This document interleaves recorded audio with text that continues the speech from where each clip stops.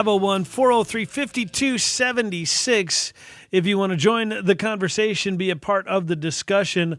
I wasn't paying attention here. It was a little late starting the video stream. For those of you following us on Twitter or on our website or on YouTube, we're here, and we've got the video up and running, so you can jump on and follow us that way as well. But 501-403-KRN, 501-403-5276. Like I said, it is the phone number if you want to join the conversation today. And of course, there's a lot to talk about. The Lectern Gate story. Everybody's all up in arms about the lectern. $19,000 has turned the state of Arkansas and the gubernatorial office upside down, and everybody is very, very angry about this $19,000 lectern and the failure of following the procurement process, while at the same time we are literally having committee hearings within the legislature, talking to Benny Magnus and to Alonzo Giles and to other members of the Board of Corrections, who have illegally procured an attorney and have run up a bill of $200,000. Who have procured an attorney in opposition to the state constitution and in opposition to the procurement process for the state of Arkansas. And nobody seems to care, but good grief, the $19,000 lectern, the money that has been reimbursed by the state to the state by the Republican Party of Arkansas. That's the big deal that everybody's got to be angry about. And now the discussion is that the Arkansas State Police spending nearly $750,000 for protection for the Sanders family, and everybody's all wound up and angry about that. But what they don't realize is that this is a pretty common number as far as executive protection goes across the country, regardless of the governor, the state, the Republican Party, the Democrat Party. In fact, I found an article dating back more than a decade where the state of Maryland, the Baltimore Sun reported that more than a decade ago, the state of Maryland was spending more than $1.5 million a year for the protection of their Democrat governor. So where are all the people that are angry about spending money to protect the Sanders family? Where are they on the nearly $1 million that we here in Little Rock spent to protect Mayor Frank Scott? The hypocrisy in these discussions is infuriating. It's the level of hatred and rage by the left on how badly they hate Sarah Sanders. Not because they actually believe she did something wrong, not because they actually believe that there was some nefarious thing going on here, but simply because she has an R behind her name, because she's a Republican. They have to hate her. They have to say the horrifying things about the way her children look. They have to say the horrifying things about the disturbingly disgusting things that they would like to do to her children. I have read people make threats about wanting to rape and abuse in various ways her children. There was a man who was arrested not long ago, who was arrested because he made a death threat saying that he was going to rape and murder Governor Sanders. Now, here's the interesting thing about that. That doesn't change from party to party, because there's a bunch of idiot Republicans that have made similar death threats towards Democratic leaders. There are a bunch of idiots in every party that have made stupid statements and have made ridiculously disturbing and disgusting threats against people from every political party.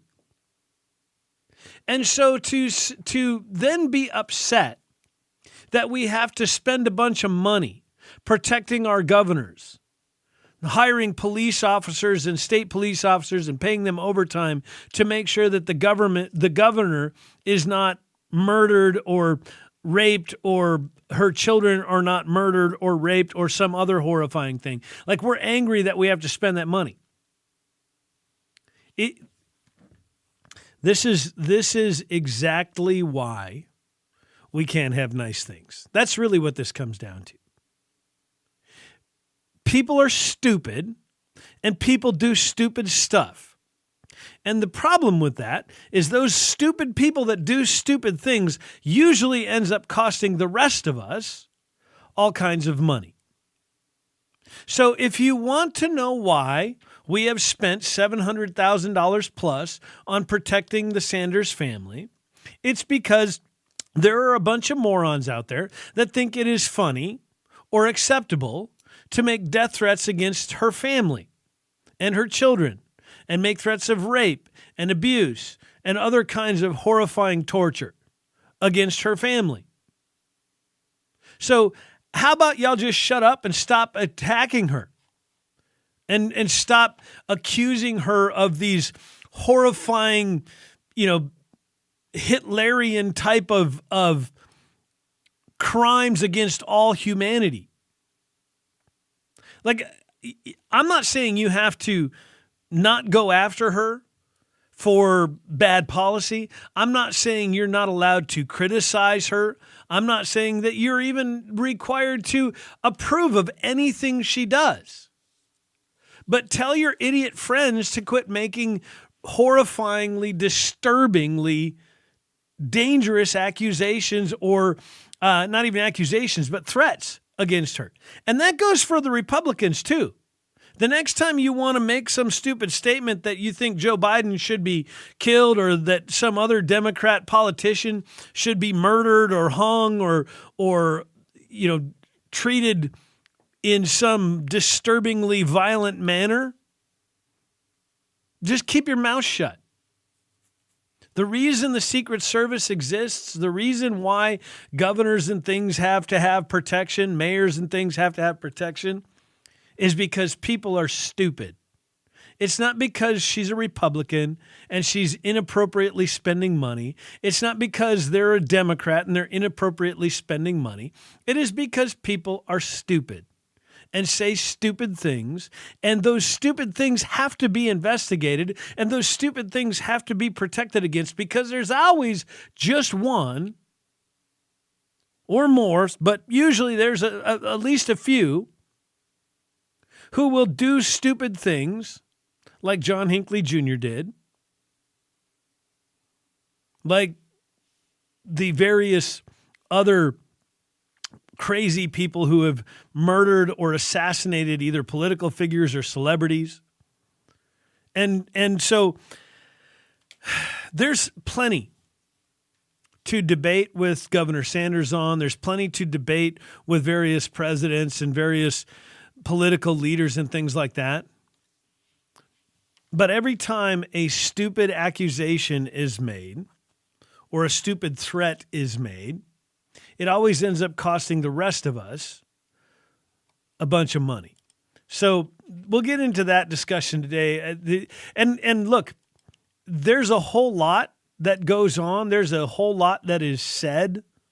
And there are all kinds of threats and veiled threats made against all kinds of political leaders. But specifically, I follow a few subreddits based on Arkansas. And some of the disgusting things that I've heard said about Sarah Sanders and her family it's on a completely, it's on a different level. It's genuinely very concerning. And these are the people that claim to be, the more noble and tolerant. It's stuff that I would get fired for if I read it on the air. It's stuff that I would lose my job over. That's how bad some of this stuff has gotten. And so these keyboard warriors on Twitter and on the various social media platforms and things that brag about how much they care and how much they love people and how tolerant they are, just know that a fair portion of them are also on the more obscure social media platforms wishing death and horrifying torture upon people like Sarah Sanders simply because they have an R behind their name. There's more to get to. I got a whole lot of other stuff I want to talk about today. The video on the podium, the Nashville shooter. There's a court case that is currently being worked through. A judge is looking at the possibility of releasing the manifesto and some of her diaries and things like that. So we'll get into that. I also want to mention the bridge collapse in Baltimore. There's an investigation that's been launched, but it's probably not what you think it is. So we'll get into that and a whole lot more here on The Schmidt Show on News Radio 102.9 KRN and the KRN app.